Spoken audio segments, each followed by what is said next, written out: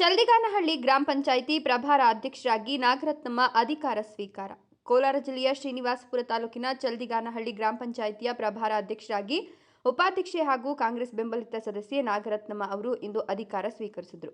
ಈ ಹಿಂದೆ ಅಧ್ಯಕ್ಷರ ವಿರುದ್ಧ ಪಂಚಾಯಿತಿಯ ಎಲ್ಲ ಸದಸ್ಯರು ಒಮ್ಮತದಿಂದ ಅವಿಶ್ವಾಸ ನಿರ್ಣಯ ಮಂಡಿಸಿದ್ರು. ಈ ಹಿನ್ನೆಲೆಯಲ್ಲಿ ಅಧ್ಯಕ್ಷ ಸ್ಥಾನವೂ ತೆರವಾಗಿತ್ತು. ಮುಂದಿನ ಅಧ್ಯಕ್ಷರ ಚುನಾವಣೆ ನಡೆಯುವವರೆಗೂ ಉಪಾಧ್ಯಕ್ಷರನ್ನೇ ಪ್ರಭಾರ ಅಧ್ಯಕ್ಷರನ್ನಾಗಿ ನೇಮಿಸಿ ತಾಲೂಕು ಪಂಚಾಯತ್ ಕಾರ್ಯನಿರ್ವಹಣಾಧಿಕಾರಿಗಳು ಆದೇಶ ಹೊರಡಿಸಿದ್ರು. ಆ ಆದೇಶದನ್ವಯ ನಾಗರತ್ನಮ್ಮ ಅವರಿಂದು ಅಧಿಕೃತವಾಗಿ ಜವಾಬ್ದಾರಿ ವಹಿಸಿಕೊಂಡರು. ಅಧಿಕಾರ ಸ್ವೀಕರಿಸಿದ ಬಳಿಕ ಮಾತನಾಡಿದ ನೂತನ ಪ್ರಭಾರ ಅಧ್ಯಕ್ಷೆ ನಾಗರತ್ನಮ್ಮ ಅವರು, ನನ್ನ ಅಧಿಕಾರಾವಧಿಯಲ್ಲಿ ಪಂಚಾಯಿತಿಯ ಸರ್ವಾಂಗೀಣ ಅಭಿವೃದ್ಧಿಗೆ ಪ್ರಾಮಾಣಿಕವಾಗಿ ಶ್ರಮಿಸುತ್ತೇನೆ. ಎಲ್ಲ ಸದಸ್ಯರನ್ನ ವಿಶ್ವಾಸಕ್ಕೆ ತೆಗೆದುಕೊಂಡು ಅವರ ಸಲಹೆಗಳಂತೆ ಒಮ್ಮತದಿಂದ ಗ್ರಾಮದ ಏಳಿಗೆಗಾಗಿ ಕೆಲಸ ನಿರ್ವಹಿಸುತ್ತೇನೆ ಎಂದರು. ಇದೇ ಸಂದರ್ಭದಲ್ಲಿ ಮೊಗಲಹಳ್ಳಿ ಗ್ರಾಮದ ಸದಸ್ಯ ಲಕ್ಷ್ಮಣ್ ರೆಡ್ಡಿ ಮಾತನಾಡಿ, ಅವಿಶ್ವಾಸ ನಿರ್ಣಯದ ಮೂಲಕ ಅಧ್ಯಕ್ಷರ ಸ್ಥಾನ ತೆರವಾಗಿದ್ದು, ಈಗ ನಾಗರತ್ನಮ್ಮ ಅವರಿಗೆ ಜವಾಬ್ದಾರಿ ನೀಡಲಾಗಿದೆ. ಮುಂದಿನ ಚುನಾವಣೆವರೆಗೂ ಎಲ್ಲ ಸದಸ್ಯರ ಸಹಕಾರದೊಂದಿಗೆ ಅವರು ಉತ್ತಮ ಆಡಳಿತ ನೀಡಲಿದ್ದಾರೆ ಅಂತ ಶುಭ ಹಾರೈಸಿದರು. ಕಾರ್ಯಕ್ರಮದಲ್ಲಿ ಗ್ರಾಮ ಪಂಚಾಯಿತಿಯ ಸದಸ್ಯರು ಹಾಗೂ ಪ್ರಮುಖ ಮುಖಂಡರು ಹಾಜರಿದ್ದು ನೂತನ ಪ್ರಭಾರ ಅಧ್ಯಕ್ಷರಿಗೆ ಅಭಿನಂದನೆ ಸಲ್ಲಿಸಿದರು. ನನ್ನ ಗೌರವಿಸುವನ್ನು ಇದನ್ನು ಮಾಡಿದ್ದಾರೆ.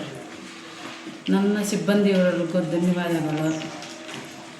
ಮತ್ತು ಆನಂದನ್ನ, ಗೋಪಾಲಣ್ಣ, ಲಕ್ಷ್ಮೀ ರೆಡ್ಡನ್ನ ಮತ್ತು ನಮ್ಮ ಸಿಬ್ಬಂದಿ ವರ್ಗಸ್ಥರಿಗೂ ನಾನು ಧನ್ಯವಾದಗಳು ಅಂತ ಬಳಸುತ್ತಿದ್ದೀನಿ.